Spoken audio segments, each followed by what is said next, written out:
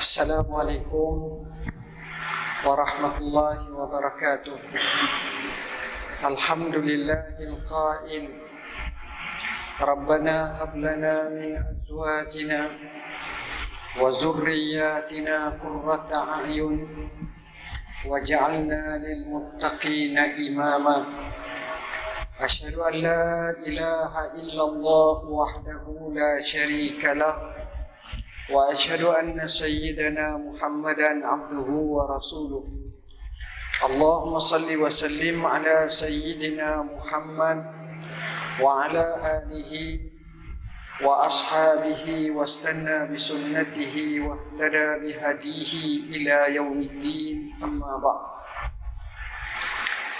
Sahibul fadilah Tuan Imam, merangkap pengurusi majlis, barisan jawatan kuasa masjid, hadirin hadirat, muslimin muslimat yang dirahmati Allah. Lafaz alhamdulillah kita rafakkan setinggi kepada Allah Subhanahu wa taala atas kurniaan nikmat yang tak terhitung banyaknya. Berkata Asy-Syatibi, nikmat yang Allah kurniakan kepada kita sama ada usulun ni'am atau furu'un ni'am. Usulun ni'am dengan mana nikmat-nikmat besar yang menjadi asas, seperti nikmat Islam, nikmat iman, nikmat ta'at, nikmat kesihatan dan pelbagai lagi. Keduanya furu'un ni'am, nikmat-nikmat cabangan yang kecil-kecil yang dikurniakan Allah kepada kita. Dan Allah menyebut, wa in ta'uddu nikmatallahi la tuhsuha. Kalau kamu nak hitung nikmat Allah yang Allah kurniakan kepada kamu, nescaya tak terhitung banyaknya. Kita boleh duduk macam ni tanpa mengadu sakit, maka itu nikmat. Allah menakalkan kita, itu nikmat. Allah bagi mata, telinga dengan berfungsi sebagai yang baik, itu nikmat. Allah jaga anggota badan kita yang zahir dan batin, itu nikmat. Jadinya nikmat ini teramat banyak. Hadirin hadirat yang dirahmati Allah, pada malam ni dengan waktu yang ada, kita bincang satu tajuk dan kita fokuskan tajuk tersebut, iaitu kebahagiaan. Bagaimana kita memperolehinya dan bagaimana kita cuba mendapat dan merasakannya. Satu kalimah yang sentiasa diimpikan oleh semua orang, yang disebut sebagai sa'adah. Kebahagiaan ini, sebagaimana yang kita ketahui, ia satu-satunya kalimah yang sukar untuk ditakrifkan, untuk didefinisikan, tetapi selalu disebut. Bahkan dalam lagu negaraku pun ada sebut kalimah bahagia. Kita selalu mendengar kalimah ini, tapi kadang-kadang kita merasakan dia tidak singgah dalam hidup kita. Bahagia, tuan-tuan, dia bukan hanya tertumpu kepada jasad zahir, bahkan dia sebenarnya kepada roh. Kerana roh inilah yang apabila dirasakan bahagia, maka ghalibnya tubuh badan akan merasa bahagia. Akan tetapi, pendapat yang paling masyhur, bahagia ini mesti digabungkan antara kebahagiaan dari sudut jasad dan juga roh. Di mana kalau kita cukup yang zahir, kita makanan cukup, minuman cukup, ubat-ubatan cukup, perkahwinan suami atau isteri, mempunyai anak-anak, ini adalah zahir yang sepatutnya bahagia, tetapi kadang-kadang tidak. Tetapi kalau digabungkan dengan taat, dengan ibadat, dengan kesalehan, dengan kebaikan, dengan tarbiyah yang betul, dengan perkara yang kita nyatakan tadi, maka sudah tentu akan rasa bahagia. Kenapa kita kata macam tu? Kadang-kadang ada orang, ada suami, ada isteri, tapi kehidupannya sentiasa nampak kemurungan. Ada orang ada anak-anak, tetapi anak-anak itulah yang menjadikan kepalanya lebih dahulu ubang daripada usianya. Banyak masalah-masalah bertimpa-timpa, memaknakan pada kita bahawa kalau hanya bahagia dari sudut perkara tersebut, dia masih lagi belum merangkumi keseluruhannya. Begitu juga jika sekiranya penumpuan kepada batin semata-mata, dalam arti kata lain, suami sibuk ibadat atau isteri sibuk ibadat, dengan kita menafikan hak-hak seperti hak untuk isteri suami, maka sebenarnya bahagia tak akan sampai. Satu hari, sahabat Nabi bernama Salmanul Farisi telah dipersaudarakan dengan Abu Darda. Abu Darda ni terkenal dengan kuat ibadat pada tahap yang luar biasa. Kalau malam juga semayang, ibadat, hampir tak tidur. Kalau siang hari itu puasa je. Bila Salmanul Farisi tanya kepada isteri Abu Darda, "Ya Ummu Darda, macam mana suami awak Abu Darda?" Dia kata, orang tak kisah hidup, tak ada masa untuk isterinya, kerana siang hari puasa, kerana malam hari beribadat. Maka Salmanul Farisi yang hebat ini, yang faham kerana kawannya, dia pergi ke rumah Abu Darda dan minta satu hajat. Abu Darda tanya, apa benda? Boleh tak saya nak jadi sebagai tetamu anda, nak tidur sini semalaman? Dia kata boleh. Sebab orang macam ini dia akan fikir dia akan dapat ekstra pahala. Dia akan dapat pahala lagi. Kenapa dia dapat pahala? Sebab dia boleh ibadat kepada Allah. Dia boleh dapat pahala tetamu. Jadi tetamu ni rai dapat pahala. Makanya bila Salman Farisi nak tidur malam, menjadi kelaziman zaman dulu, tuan rumah dengan tetamu tidur sama aja. Macam kita zaman arwah atuk kita dulu, bila ada orang mari itu, dia pasang tikar ke ataupun tilam nipis, dua-dua orang tidur luar. Gitulah macam tu. Jadi Abu Darda ni sengaja melambatkan diri untuk tidur sebab dia tak tidur.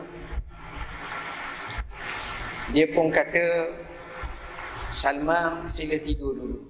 Salmanul Farisi jawab, tak, saya tak akan tidur sehingga anda tidur. Jadi dia pun tak boleh nak beri alasan. Akhirnya dia tidur juga. Bila tidur, tidur sungguh juga. Ya, kalau orang biasa tak tidur ni, bila berlawan boleh tidur kat seronok. Dekat subuh baru bangun semayang. Kemudian bila siang hari disediakan Ummu Darda isterinya makanan, dia kata kepada Salman Al-Farisi, sila makan. Salman Al-Farisi kata, tak, saya tak makan sehingga kamu makan. Dia kata, saya puasa. Kalau begitu saya tak boleh makan lah, kata. Akhirnya Abu Darda terpaksa buka dan makan. Ini puasa sunat, bukan puasa wajib. Kemudian selesai dalam keadaan macam itu, dia pun minta balik. Hal ini menjadi gangguan kepada Abu Darda untuk beribadat mengikut cara dia. Dia tak puas hati. Dia pergi bertemu Rasulullah sallallahu alaihi wasallam dan memperihalkan kisah Salmanul Farisi bertandang di rumahnya menjadi tetamu dia. Makanya Rasulullah sallallahu alaihi wasallam membenarkan perbuatan Salmanul Farisi. Dan Rasulullah bersabda kepadanya, inna li rabbika 'alaika haqqan wa li nafsika 'alaika haqqan wa li ahlika 'alaika haqqan fa'ti kullazi haqqin haqqan.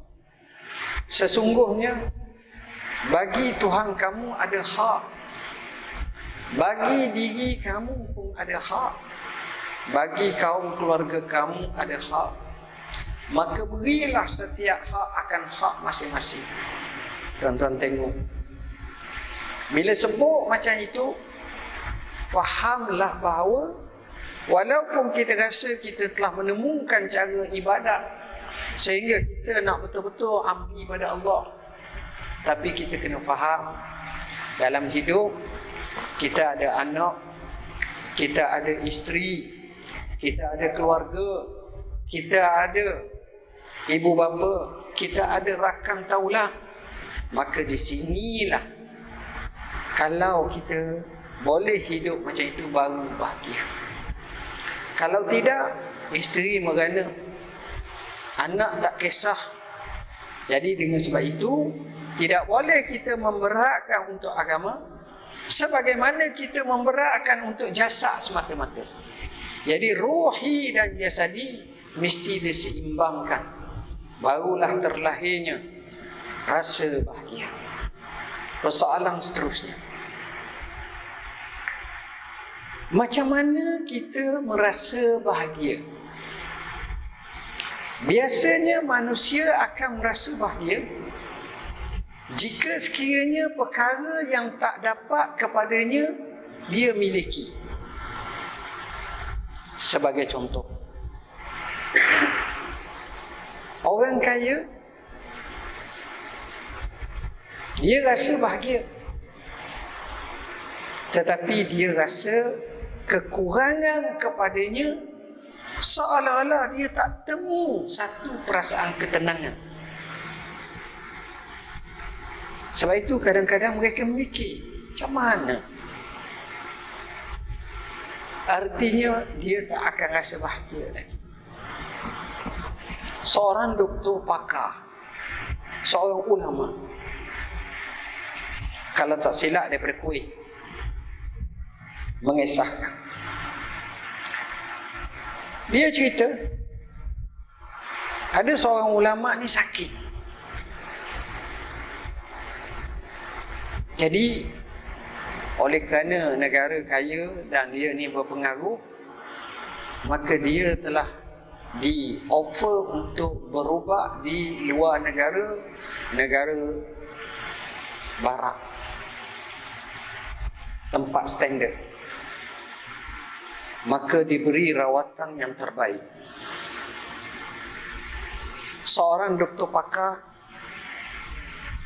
yang jaga dia secara khusus, rawat dia betul-betul. Selepas beberapa ketika, doktor pakar ini berkata kepadanya, saudara, kenapa saya tengok saudara ni tenang? Nampak saudara ni bahagia. Sedangkan saya ada. Saya kaya. Sertifikat saya hebat. Jawatan saya besar. Gaji saya besar. Semua saya ada. Tapi saya tak tenang jiwa. Maka di situ pendakwah ni jawab, kalau awak dengar perkara bising, hengar-bingar, apa yang awak nak? Saya akan hiburkan dengan lagu-lagu yang sesuai dengan jiwa saya. Ni cerita orang bukan Islam lah ni. Bukan orang Islam. Kalau awak pergi ke satu tempat bau tak baik, bau busuk, dia kata saya akan cari pewangi, perfume yang hebat-hebat. Kalau awak berada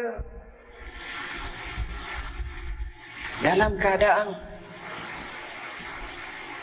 mata awak sakit, tengok pemandangan tak baik, saya akan pergi ke tepi pantai, ke taman bunga, atau mungkin saya akan lihat perempuan-perempuan cantik. Ini jawapan bukan Islam, bukan orang Islam ni. Oh, kata dia gitu. Baik. Maka pendakwah ni kata, kalau awak dengar perkara yang hengar-bengar ni, adakah awak guna perfume? Dia kata mana boleh. Sebab hengar-bengar ni dengan telinga, kena tukarlah dengar-dengar yang ada kaitan dengan telinga. Kalau awak tengok pemandangan yang buruk-buruk, adakah awak dengar lagu ke apa ke? Kata tak boleh. Saya akan tukar tempat pemandangan yang baik-baik macam saya jawab tadi. Maka di sini jawab pendakwah tu, tuan, benar tuan ada semua, tapi tuan tidak ada murtahul bal, ketenangan jiwa. Tuan rawat yang lain, tapi tuan tak rawat hati tuan sebenarnya. Maka fahamlah dia. Begitu juga yang kedua, sebagai contoh, orang fakir, orang miskin. Apa sangkaan dia? Dia akan sangka kebahagiaan ni kalau ada harta banyak. Dia tengok orang naik kereta besar, motor besar, rumah besar, kemewahan yang melampau, belanja, makan tempat yang eksklusif. Maka dia akan kata, kalau aku dapat macam tu, aku akan bahagia. Sebenarnya tidak juga. Sama juga orang yang sakit. Dia akan melihat kebahagiaan ini jika sembuh daripada penyakit. Jika dia diberi keafiat, jika dia diberi kesihatan, maka baginya itu juga tanda dia dapat bahagia. Dia kata, kalau aku dapat sihat, untung aku. Kalau orang yang belum kahwin, dia selalu fikir, kalaulah dia dapat suami, dia akan bahagia. Dia dapat isteri, dia akan bahagia, dan dia rasa itulah bahagia. Kalau orang sudah kahwin, dia anggap bahawa kalau dapat anak, dia akan bahagia. Tapi prosesan yang kita katakan tadi, adakah kalau orang kaya dia tenang hati macam itu dia bahagia? Adakah orang fakir kalau dia dapat harta sebenarnya dia akan bahagia? Adakah orang sakit kalau dia sihat dia akan bahagia? Adakah orang tak kahwin bila dapat suami atau isteri dia akan bahagia? Adakah orang yang sudah berkahwin kalau dapat anak akan bahagia? Berapa banyak kita tengok bahagia tetap tidak singgah dalam hidup kita. Betul tak? Betul. Ini yang berlaku. Jadi bila kita tengok macam itu, kita akan dapati, kita cuba tengok Quran, kita suluh pedoman ilahi, kita tak akan temu kalimah bahagia yang disebut dalam Al-Quran di dunia ini kecuali akan terkait sama ada isu-isu ibadat ataupun akhirat kelak. Itu hak bahagia. Orang masuk syurga sudah barang tentu dia bahagia. Orang yang sembahyang malam dengan betul-betul balasan akhiratnya dia bahagia. Innalil muttaqina mafaza wa minal laili fatahajjad bihi nafilatan laka asa an yab'asaka rabbuka maqaman mahmuda. Semua menggambarkan bahagia ini dia ada hubung kait dengan akhirat. Di dunia nak dapat bahagia, sekurang-kurangnya kita ada beberapa sifat. Pertama, kata kuncinya redha. Kita akan bahagia. Sebab bila kita rasa tidak berkecukupan, macam mana kita nak bahagia? Kita tak redha. Payah kita nak bahagia. Keduanya, kita ada sifat qanaah. Alhamdulillah. Allah beri kepada kita dan kita syukur. Maka kita akan rasa bahagia. Ketiganya, kita juga akan merasa bahagia apabila kita boleh zahirkan rasa ikhlas. Kita akan rasa bahagia. Tuan-tuan, dalam bahasa yang mudah, apa-apa yang terkena kepada tubuh badan, maka itulah yang sepatutnya dikenakan kepada roh. Maka bahagia akan singgah bila kedua-duanya itu digabungkan. Kerana kita tengok cari tuan-tuan, orang yang paling bahagia dan sebesar-besar bahagia adalah apabila hatinya suci, bersih, ikhlas. Tapi kalau kita bengkak hati, istilah moden bengkak hati, geram, dendam kesumat, hasad deki yang melampau, jangan harap bahagia dapat. Orang yang seperti ini bila naqaul qalb, dan dalam bahasa Al-Quran disebut qalbun salim, hati yang sejahtera. Sebagaimana inilah jalan menuju ke syurga yang kekal abadi. Allah berfirman, yauma la yanfa'u malun wala banun illa man atallah biqalbin salim. Hari yang tak mungkin memberi manfaat oleh harta benda dan anak pinak. Ini cerita hari akhirat. Kecuali yang datang menghadap Allah dengan hati yang sejahtera. Kita nak buang rasa dendam, kesumat, dengki ni bukan mudah. Sebab itu kita bila tengok orang-orang terdahulu yang meninggal dunia, husnul khatimah, banyak jasa, kita kena doa kat dia. Di samping kita minta supaya Allah cabut daripada hati kita sifat merasakan dengki kepada mereka. Wallazina ja'u, mereka yang datang selepas mereka. Apa mereka kata?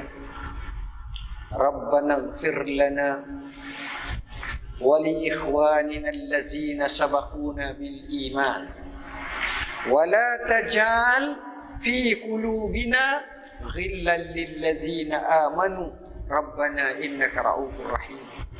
Mereka yang datang selepas mereka akan berdoa, wahai Tuhan kami, ampunlah bagi kami. Dan mereka rakan-rakan saudara-saudara yang sebelum daripada kami yang telah meninggal dunia, jangan sekali-kali ada dalam hati kami perasaan hasad dengki. Ini yang kita minta. Jadi bahagia ini puncaknya hati tenang, hati bersih, hati ikhlas, hati selamat daripada riak, daripada ujub, daripada hasad, daripada dengki, daripada sifat-sifat mazmumah. Bahagia tuan-tuan. Kita dengan kawan kita, apa kata Rasulullah SAW? La yu'minu ahadukum hatta yuhibba li akhihi ma yuhibbu li nafsihi. Tidak bahagia, tidak beriman seorang kamu sehingga dia kasih kepada saudaranya sebagaimana dia kasih kepada dirinya. Macam mana ya? Kita senang, kita nak kawan kita senang. Kita baik, kita nak kawan kita baik. Maka di situlah akan datangnya bahagia. Hadirin hadirat yang dirahmati Allah. Persoalannya, apakah dia asas-asas yang akan membawa kebahagiaan dalam hidup kita? Apa dia asas? Pertama, kita kena faham. Dalam hidup di dunia ini, sifatnya lara, main, perhiasan, berbangga-bangga. Ini yang disebut i'lamu annamal hayatud dunya lahu wa la'ibun wa zinatun wa tafakhur. Ketahuilah, hidup di dunia ini dipenuhi dengan lara, dengan main, dengan perhiasan, dengan rasa bangga, bahkan sampai menuju akhirat. Masuk kubur pun Allah sebut alhaakumut takasur hatta zurtumul maqabir. Telah melalaikan kamu daripada sibuk dengan harta yang masing-masing cuba membanyakkan, dan begitu juga sampai kepada menuju ke kubur. Jadinya bila kita faham konsep kehidupan seperti itu, apa yang kita nak buat? Benar kita hidup macam saya kata kisah Abu Darda tadi, nak tupu saja, tapi kita hidup kena ada sifat raih. Makan pun hidup, minum pun hidup, sembahyang pun hidup, ibadat pun hidup, berkahwin pun hidup. Sebab itu dirangkum dalam Quran, ketika kita sembahyang dijadikan doa iftitah, inna salati wa nusuki wa mahyaya wa mamati lillahi rabbil alamin. Sesungguhnya salatku, ibadatku, hidupku. Hidup ni makan minum pergi mari hidup orang tu. Matiku semata-mata kerana Allah. Jadi semua itu kalau dinawaitukan lillahi ta'ala, kita akan dapat pahala. Jadi kita cuba interaksi dalam hidup kita dengan bermudah-mudahan. Dia ada orang tu, berat, payung. Hidup dia sentiasa dalam keadaan menguku je, susah. Ini masalah sebenarnya. Sebab itu Nabi ajar, jangan nampak benda tu susah. Orang sakit teruk, kalau Nabi ziarah, Nabi dia kata padan dah mati ni, 3 hari lagi mati. Teruk sangat aku tengok. Dah. Nabi beri harapan. Nabi kata apa? La ba'sa tuhurun insya-Allah. Itu cara Nabi. Tak apa.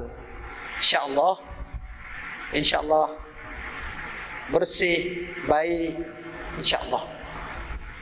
Dia akan jadi semangat. Tadi saya mengajar, temu seorang perempuan lah, rasa mu'alaf. Dia menjadi macam sukarelawan kerja untuk NGO Islami gitulah. Bagi tahu kat saya, dia ni kanser tahap 4. Lepas kanser baik, lepas tu kanser lagi baik lagi kanser. Jadi kalih lah. Saya tengok dia kata dia mempunyai kekuatan yang kuat. Dia sentiasa beri harapan pada Tuhan. Mana hidup kena teruskan, tak apa. Kalau kita kau duduk atas katil, cari air sejuk, lepas tu zikir la ilaha illallah, tunggu mati ya. Betul macam tu dah kata tahap 4, tahap 5 dah apa ni. Tulis wasiat banyak-banyak. Yang apa-apa nak makan sikit-sikit, KFC ke, McDonald ke, order je lah. Sekadar tu. Tapi kehidupan tu jadi mudah. Jangan kita duk berlawan, duk sibuk sangat tentang dunia. Nak kejar sangat ni. Saya selalu cakap, memang kita nak kaya. Tapi siapa obses sampai lupa akhirat, lupa ibadat, itu tak betul cara. Jangan siapa bawa siapa tak. Sebab semua tu tak kekal. Yang kekal, amalan kita, diri kita. Seorang sahabat, saya anggap dia jutawan lah, dan memang dia jutawan tu. Saya tanya dia, saudara, macam mana kerja? Alhamdulillah tu, Alhamdulillah, jaya dia. Dia cerita dia dapat berpuluh-puluh ribu sehari, dia dapat banyak. Allah bagi rezeki. Cuma dia buka satu rahsia. Dia kata dulu tu saya selalu obses. No. Hidup macam terkejar-kejar, macam tak puas je, macam no gitu. Lepas saya mendekatkan diri dengan majlis ilmu, bila ustaz kata, tok guru dok ajar dalam hidup gini, itu kalau rezeki kita, kalau tak, tapi kita usahalah, bukan rumah saja, buat macam biasa. Hati saya tenang. Itu sejuzuk daripada datangnya bahagia. Tengok. Jadi tengok perkara tu tenang, senang, selesa, mudah. Jangan jadi kita takalluf, susah. Ini susah kita tengok. Sebab itu dengan anak-anak kita, dengan keluarga kita, ajar mudah. Dia semua buat. Jangan, sabar. InsyaAllah perkara itu mudah. Dan kalau ini berlaku, kita akan tahu. Sebab apa-apa yang kita dapat, dia tak akan kekal. Dia akan ada penamatnya dan dia ada pengakhirannya. Jawatan kita, harta kita, kereta kita, isteri kita, suami kita. Duduk dalam kereta tadi, sahabat saya cerita keluarga dia meninggal. Umur berapa? 35. Tengok ngejut meninggal. Kalau 53 boleh tahan. 35 anak kecil lagi. Tengok, sebab itu kita kata yang ini, kita kalau kita faham macam tu, tenanglah hati kita. Jadi poin yang pertama nak dapat asas kebahagiaan itu adalah dengan cara kita tengok sesuatu tu dengan senang dan mudah, dan kita tidak sampai bergebu-gebu yang akhirnya kita obses, kita kecewa yang melampau, kita stres, kita kemurungan. Ini membahayakan hidup kita. Kedua, kita juga kena faham bahawa kita jangan sedih yang melampau kepada orang yang tak sedih pun pada kita. Pelik. Kadang-kadang kita duk banyak sedih kepada orang yang tak sedih kepada kita. Sedih. Kita bintang popular ni, hot ni. Sampai kita obses, sedih, gini. Dia tengok benda kita. Jadi tak pasal-pasal kita juga payah nak dapat bahagia. Tak duk sedih orang, tak memberi manfaat apa-apa. Tidakkah ini satu kerugian? Banyak sangat dalam hidup kita macam itu. Jadi, jadikanlah jiwa kita dengan penuh ketenangan. Baru kita rasa bahagia. Ya, orang tu tak apa. Rasulullah kadang-kadang anaknya meninggal memang dia sedih, tapi ada haknya. Ibrahim, anaknya daripada Maria Al-Qibtiyah mati, usianya kecil. Ada kata 16 bulan, ada kata kurang sikit, ada kata lebih. Menangis Nabi. Nabi kata innal aina la tadma wa innal qalba la yahzan wa inna la firaquka la mahzunun. Atau kama qala. Mata mungkin mengalir air mata. Hati mungkin duka cita. Kami atas berpisah kamu amat sedih wahai Ibrahim. Tapi setakat tu kemudian terpaksa meneruskan lagi kehidupan. Dan kadang-kadang kita tengok ada orang tu dengan sebuah kematian, perpisahan, lama kesedihan. Kita sendiri pun kesian kat dia. Tak boleh macam itu, tuan-tuan. Teruskan. Bahkan kita pun akan pergi sama macam dia juga. Yang ketiga, asas yang membawa kepada rasa bahagia ialah kita wujudkan sejuzuk masa kita untuk kita khalwah. Apa makna khalwah? Maknanya kita mengasingkan diri daripada makhluk. Contohnya kita mari masjid. Masjid ni buka pukul 5 contoh, atau 5.30 kita mari. Sedangkan masuk waktu sembahyang subuh pukul 5.50 ataupun pukul 6. Sekarang lewat sikit, contoh. Jadi kita pun masuk, kita cari satu sudut, kita sembahyang. Kemudian kita muhasabah diri dia. Kita cuba imbangkan antara akalan kita dengan perasaan kita. Maka bila kita boleh macam itu, barulah kita harap bahagia akan tersentuh dalam hidup kita.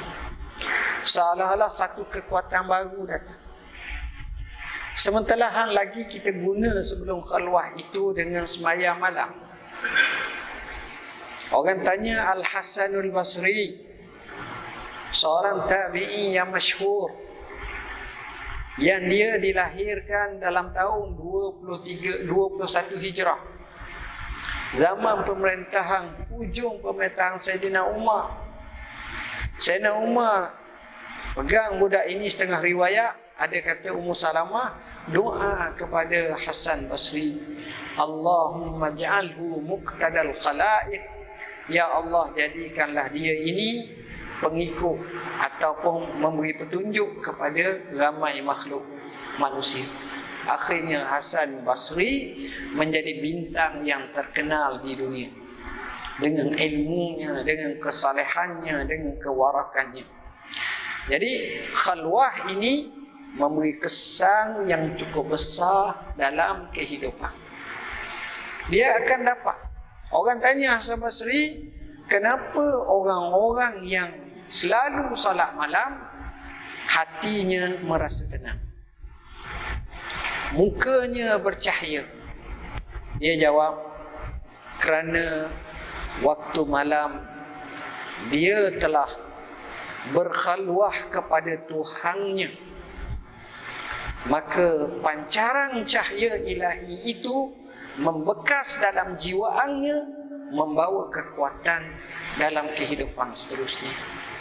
Jadi khalwah ini penting. Hadirin hadirat yang dirahmati Allah, sebenarnya bila kita tengok nak bahagia, Sebagaimana saya kata, hidup ni jangan rasa susah, jangan rasa berat sangat, mudah, dan teruskan. Keduanya, sebagaimana saya kata, jangan duka cita terhadap orang yang tak duka cita pun pada kita. Dan ketiganya, kita berkhalwah dengan Tuhan kita, sentiasa fikir dari segi akal dan perasaan kita. Yang keempat, jangan kita hidup seorang-seorang. Sebenarnya orang hidup seorang-seorang, biasanya orang kecewa.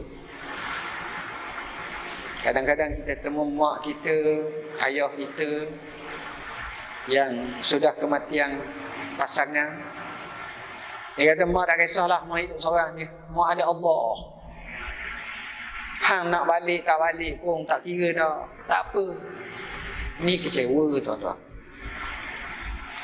Ibnu Khaldun menyatakan, manusia ini insanun ijtimai. Apa mana? Manusia ini adalah jenis yang hidup kena bersosial. Dia tak boleh hidup seorang. Dia tak boleh hidup seorang. Allah sebut, inna khalaqnakum min zakarin wa unsa wa ja'alnakum syu'uban wa qabaila lita'arafu.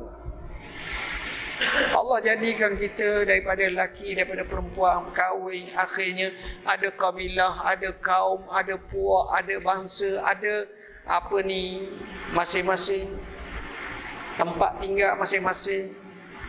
Semuanya untuk kamu bertaaruf, berkenal-kenalan. Tengok, maknanya manusia bukan suruh hidup seorang-seorang. Kalau hidup seorang-seorang, sebenarnya dia merana.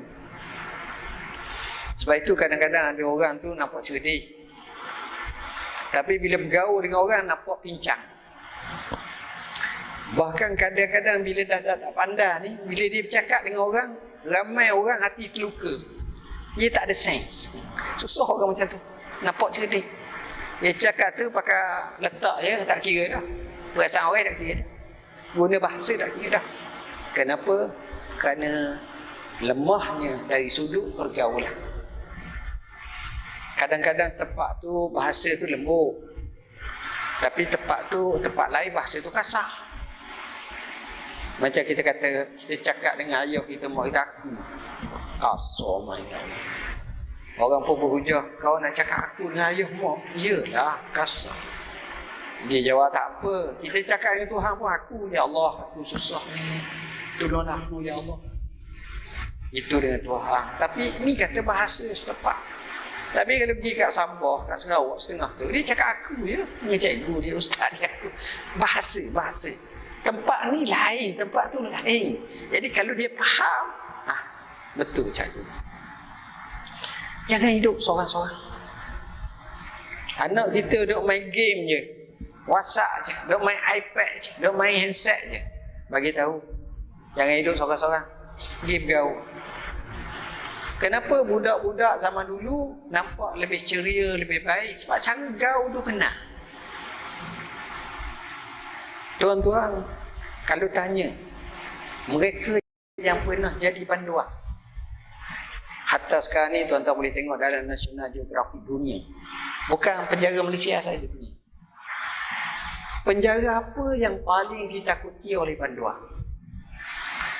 Penjara apabila dia dipenjara dalam penjara berseorangan. Dia panggil as-sijnul infiradi. Oh, itu susah. Sebab dia tidak ada nak bercakap.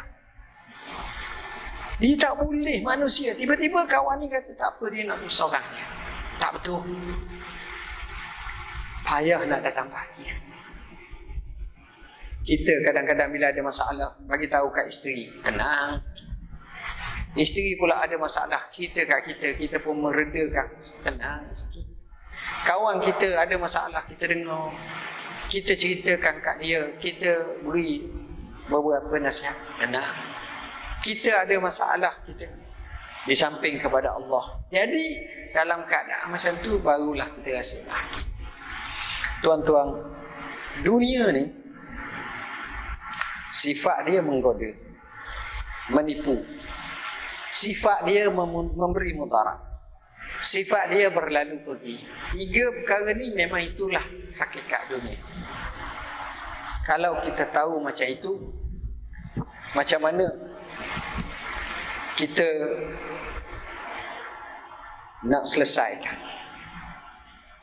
Sebab manusia dia terpedaya dengan zahir. Jadi kita reserve sikit. Seorang syekh tu cerita, seorang tukang kedai, penjual,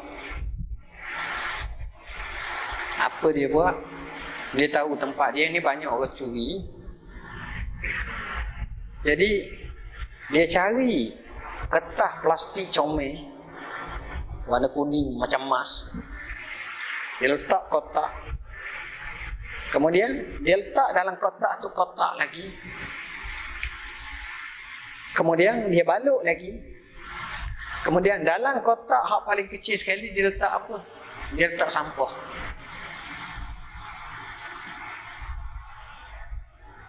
Dia letak habuk, dia letak sampah hak kotak-kotak letak dalam sampah. Lalu dia balut comel. Kemudian akhir sekali dia balut hak luar sekali, paling comel. Tuan-tuan tahu, dia letak tepi kedai dia, dalam kedai tepi. Satu hari datang seorang lelaki. Dia duk aim lama dah, duk target kotak ni, sebab nampak comel, nak ambil. Dia perhati, bila ada kesempatan orang ni berlari dengan cepat, terus ambil, buat lari. Dia pun buat kerja belakang, slow-slow. Lari sampai 200 meter dah, dia pun koyakkan kotak. Lari lagi 200 meter, buang kotak luar. Lari lagi 200 meter, ambil kotak hak akhir sekali, buka. Bila buka, tuan-tuan, apa dia tengok? Dia tengok habuk. Dia tengok sampah. Pencuri ni kata apa? Melaknat celaka. Marah. Kenapa? Kerana dia terpedaya dengan hak zahir tu. Tengok manusia. Kita kadang-kadang kita dah nampak hak zahir. Macam mana kita kata, silap aku ingat bagus, aku ingat comel, aku ingat cantik, aku ingat okey, aku duk sangka, tapi sebenarnya tak. Itu biasa kita kata dunia. Jadi bila kita tahu macam itu, kita pun faham dunia ni macam tu. Konsep yang paling mudah, selepas saya sebut macam itu, kita tengok macam mana orang Islam boleh rasa bahagia. Seorang perempuan cantik,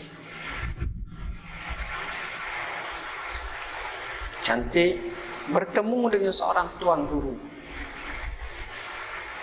Dia kata, tuan guru, Allah kurniakan saya semua sekali. Jarang orang dapat macam ni. Pertama, rupa saya cantik. Kedua, saya kaya. Ketiga, saya mempunyai suami pun handsome. Keempat, saya juga mempunyai anak-anak pun comel-comel, cute, cerdik, bagus. Dan saya cukup semua. Hak mana? Harta jenuh banyak. Tapi tuan guru, sejujurnya saya bagi tahu tuan guru, saya tak rasa bahagia. Ini bukan suami jahat, suami baik. Saya tak rasa bahagia, tuan guru.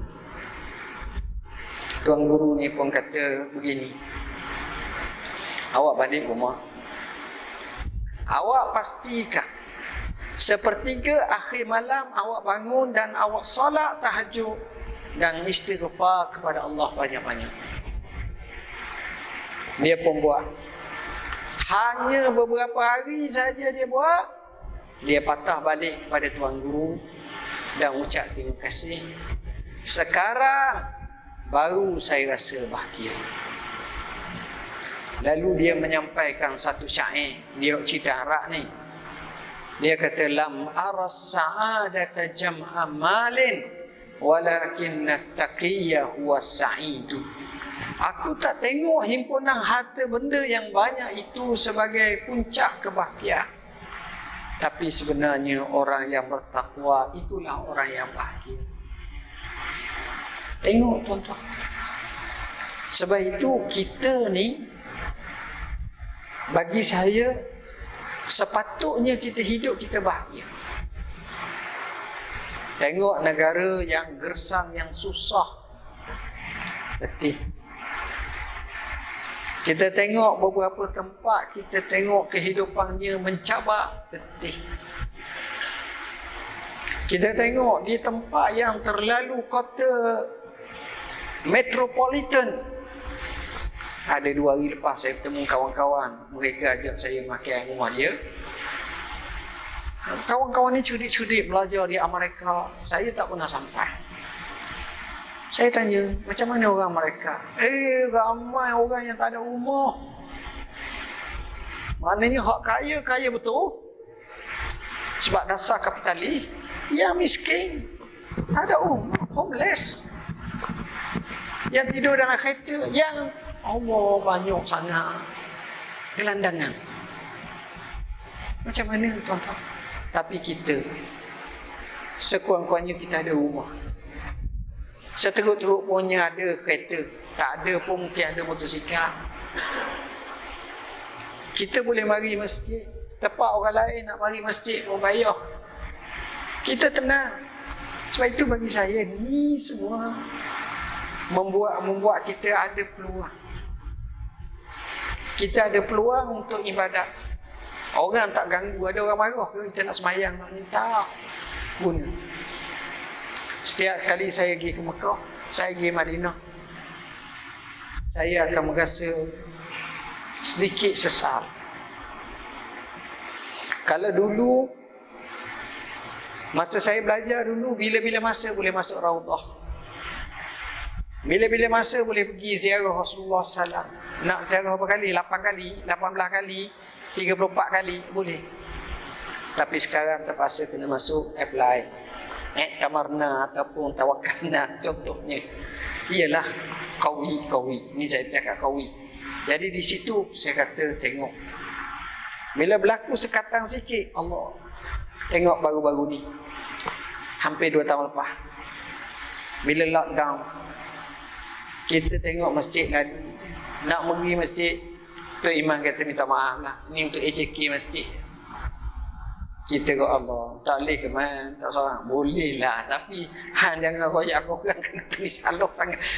Tok Iman pun jadi serba salah. Jadi di situ kita faham. Bila kita berada dalam situasi macam ini, kita ambil keluar. Kita cukup makan.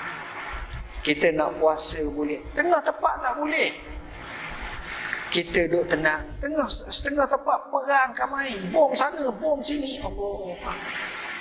Jadi peluang seperti ini, buatlah yang terbaik. Guna masa yang ada, abdikan diri kepada Allah. Tengok mereka yang bahagia dalam dunia ini. Sejarah kita akan dapati mereka yang menggabungkan antara dunia dan akhirat. Hidup mereka bahagia. Kita rasa berbaloi. Dan inilah yang kita harapkan.